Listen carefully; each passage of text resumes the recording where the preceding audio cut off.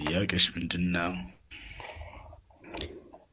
እሺ ኡስታዝ፣ እኔ ስደት ላይ ያለው ነው እና እናቴ የሞተችው ላይ ማለት እና በፊት በህይወት እያለች ሳናግራት በቪዲዮም ይሁን በቀጥታ ስልክ ደውዬ ሳውራት ድምጿ ሪከርድ አደርጋለሁ። በቪዲዮ ሳደርጋትም ቪዲዮ እንትን አደርጋለሁና አሁን እሷ ከሞተች በኋላ እሱን አያለው እጠየቅበታለሁ።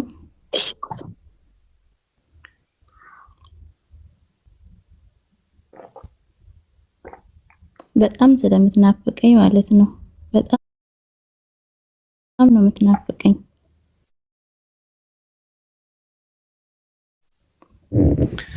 አሁን ነፍሳችን የምትፈልገው አለ፣ ኢስላም ደግሞ ያዘዘን ነገር አለ። ታዲያ ኢስላም ምንድን ነው የሚያዘው?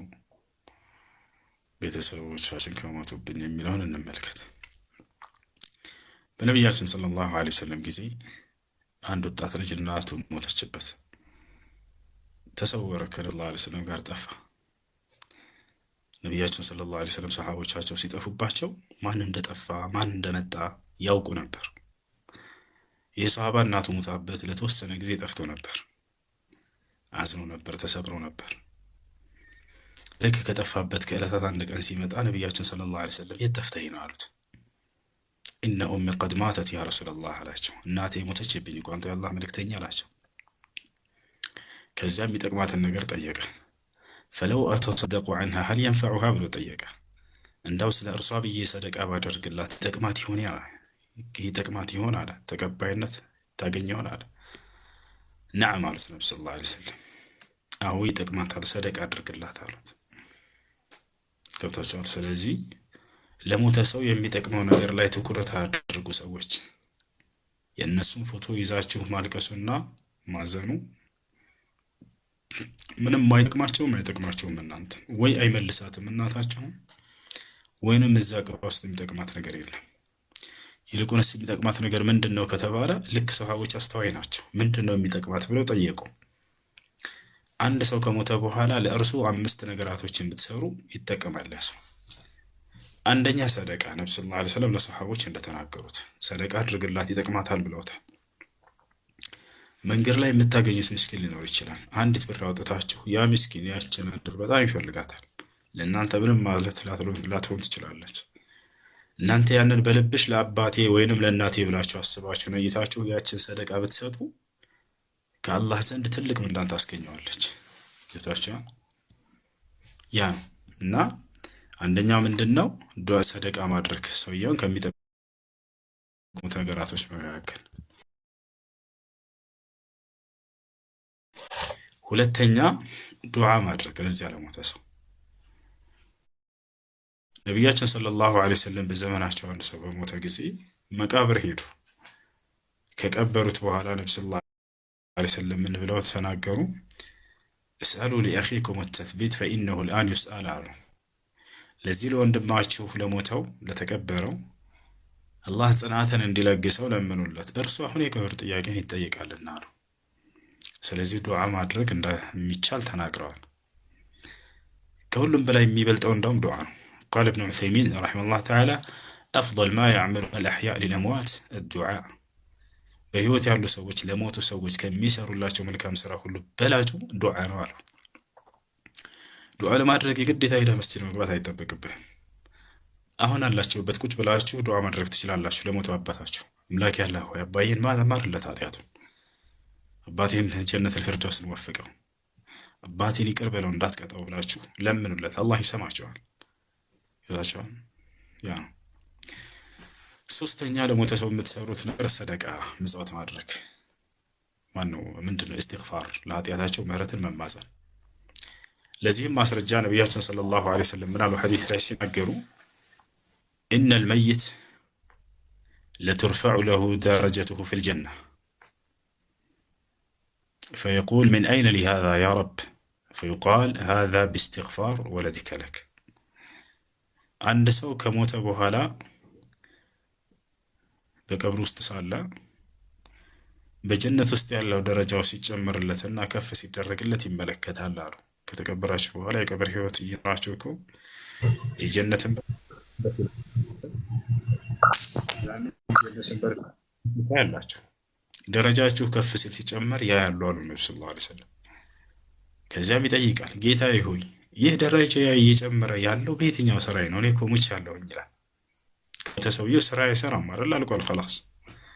እና ደረጃው ከፍ ሲል ይመለከታል። ከየት ነው እያለ ሲጠይቅ ፈዩቃል ሃዛ ቢስትግፋር ወለዲከ ለክ፣ ይህማ አንተ ከሞትክ በኋላ ልጅህ ለአንተ ባደረገ ባለ ያለው በእስትግፋሩ ምክንያት ነው፣ በዱዓው በሰደቃው ምክንያት ነው ይባላል።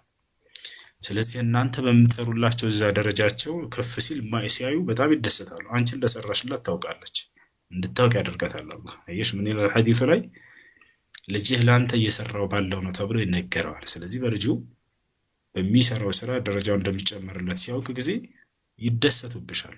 እኔን አልረሳችኝም ለካ ልጄ ትላለች።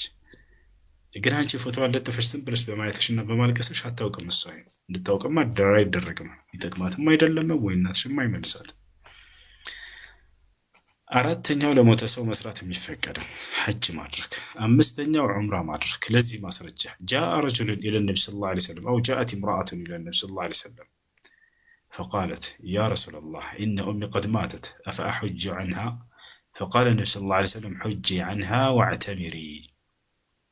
አንቱ የአላህ መልእክተኛ ሆይ እናቴ ሙታብኛለች፣ ስለ እርሷ ብዬ ሐጅ ላድርግላት ወይ ብላ ስትጠይቅ አዎ ሐጅም ዑምራም አድርጊላት ብለው ነብዩ ሰለላሁ ዐለይሂ ወሰለም ተናግረዋል። ስለዚህ ለሞቱ ሰዎች እነዚህን 5 ስራዎችን መስራት እንደሚቻል በሐዲስ ላይ ማስረጃ መጥቶባቸዋል። ከነዚህ ውጭ ማስረጃ የመጣበት የለም። ስለዚህ ዱዓ ማድረግ፣ እስትግፋር ማድረግ፣ ሰደቃ ማድረግ፣ ሐጅና ዑምራ ማድረግ ያ ነው። በሌላ ሐዲስ ላይ ነብያችን ሰለላሁ ዐለይሂ ወሰለም ይሄንን ሲናገሩ ኢዛ ማተ እብኑ አደም እንቀጠዐ ዐንሁ አልዐመል ኢላ ሚን 3 ሰደቀቱን ጃሪያ አው ዒልሙን ዩንተፈዑ ቢህ አው ወለድን ሷሊሕ የድዑ ለህ። የአደም ልጅ ሲሞት አሉ ነቢ ሰለላሁ ዐለይሂ ወሰለም፣ የአደም ልጅ ሲሞት የመልካም ስራ ምንዳው ከእርሱ ይቋረጣል ከ3 ነገር ሲቀር፣ ከሞተም በኋላ ራሱ በእነዚህ በሶስቶቹ ስራዎች ምንዳ አይቋረጥበትም ይሄድለታል አሉ። አንደኛ ሰደቃ ጃሪያ፣ የማይቋረጥ ምንዳው የማይቋረጥ የሆነ ሰደቃ ስራ በምድር ላይ ጥሎ ሄዶ ከሆነ ለምሳሌ መስጂድ ሰርቶ ከሆነ ሰዎች በሰገዱ ቁጥር አጅር ያገኛል ያ መስጂዱን የሰራው። ውሃ አውጥቶ ከሆነ በሆነ ገጠር ላይ ሰዎች በጠጡ ቁጥር ከዚያ አፋቶች እንስሳቶች በጠጡ ቁጥር አጅር ይሄድለታል። ለሰዎች የሆነ ተቀማጭ ነገር አድርጋችሁ ሂዱ አደራ። ሰዎች በዚያ በተጠቀሙ ቁጥር እናንተ ቀብር ውስጥ ናችሁ አጅር ታገኛላችሁ። አንደኛ እሱ ነው።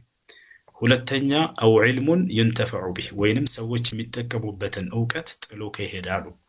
ሰዎች ያ ሰው ባስቀመጠው እውቀት በተጠቀሙ ቁጥር አላህን ባመለኩና በተገዙ ቁጥር አጅር ያገኛል። ገብታችኋል? ክቱቦችን መጽሐፍቶችን ጽፈው ሊሆን ይችላል ዕለሞች ልክ ሰርተው እንደሄዱት ከዚያ ያንን ሰው አንብቦ በተጠቀመ ቁጥር አጅር ያገኛል ሰው። ሶስተኛ አው ወለድን ሷሊሑን የድዑ ለህ፣ ወይንም ደግሞ ዱዓ የሚያደርግለትን መልካም ልጅን ወልዶ ጥሎ ከሄደ ከዚህ ያ ልጁ በሰገደ በአላህን ባመ አይ እኔ እንኳን አማርኛ ነው የምትችለው እሱ ወላሂ አይነኛ መስሎኝ ማለት ነው። እንዴት ነው ኡስታዛችን ደህና ነህ ሆይ? ያው ኢንሻአላህ አላህ ይጠብቅህ ባለህበት። 2 ጥያቄ ነው እኔ ያለኝ ከይቅርታ ጋር ማለት ነው። የመጀመሪያውና ዋናው ጥያቄ ከዛሬ 15 ዓመት በፊት ማለት ነው። ያው እኛ የገጠር ልጆች ነን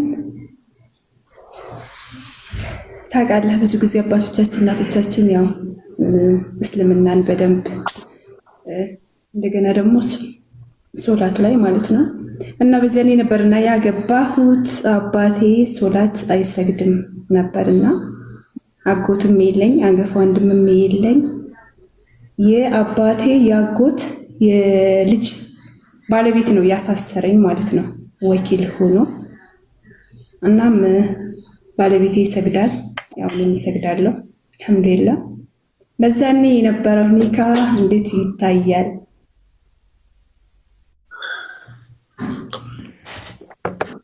አባትሽ በህይወት እያለ ነው ሌላ ሰው ያሳሰረሽ ኒካህ? አዎ አባቴ በህይወት አለ፣ ግን ስለማይሰግድ ተብሎ የማይሰግድሽ በህይወት ነበር? አዎ አልሐምዱሊላህ አሁንም አለ። የአባትሽ አባት አያትሽ ይሰግድ ነበር ሶላት? አይ የአባቴ አባት አያቴ አይደለም ያሳሰረኝ፣ አይሰግድም። ያው እሱም በህይወት የለም፣ ዝምድና የለንም። ኒካ ያሳሰረኝ ወኪል ሆኖ ባዳ ነው። የዛኔ ግን አናውቅም። አሁን ቅደም ተከተሉን ይዤ እየጠየኩሽ ነው። አባት ካለ አባት ነው ማሰር ያለበት። አባት ሶላት የማይሰግድ ከሆነ የአባትሽ አባት እሱ የለም አልሽሽ። የዛኔ ነበር በህይወት የለም፣ አለፈ። ወንድም ነበረሽ? አለኝ፣ ግን ገና 11 ዓመት ምናምን ነበር በዚያኔ። አጎትስ ነበረሽ? የለኝም። እነሱ ከሌሉ ሸሪዓ ፍርድ ቤት ነበር። የቤተሰብ ክፍል ኒካ የሚያስር ከሌለ ሸሪዓ ፍርድ ቤት ነው ኒካ የሚያስረው። ነቢዩ ሰለላሁ ዐለይሂ ወሰለም አስሱልጣኑ ወልዩን ሊመን ላ ወልየ ለሁ ብለዋል። ከቤተሰቡ ኒካ የሚያስር ወኪል የሌለው ባለስልጣን እሱ ወኪል ይሆነዋል ብለዋል። ባለስልጣን ሲባል የሸሪዓ ፍርድ ቤት ባለስልጣን ለማለት ነው። ያ ከሌለ ደግሞ በአካባቢ ኒካ የሚያስር ቃዲ፣ ያ ከሌለ የመስጅድ ኢማም፣ ያ ከሌለ በአካባቢ እስላማዊ የሂፍዝ ማዕከል ካለ የዚያ ሙዲርና ኃላፊ ያስራል። ያ ከሌለ ከዚያ በኋላ ማንኛውም ሙስሊም የሆነ ሰው በአካባቢ አሁን ያልሽው ሰው ሶላት የሚሰግድ እስከሆነ ድረስ አማኝ እስከሆነ በአላህ ላይ የማያጋራ እስከሆነ ድረስ ያ ሰው ለአንቺ ኒካ ማሰር ይችላል። ወኪል ሆኖ ነው ያሳሰረኝ። ብዙ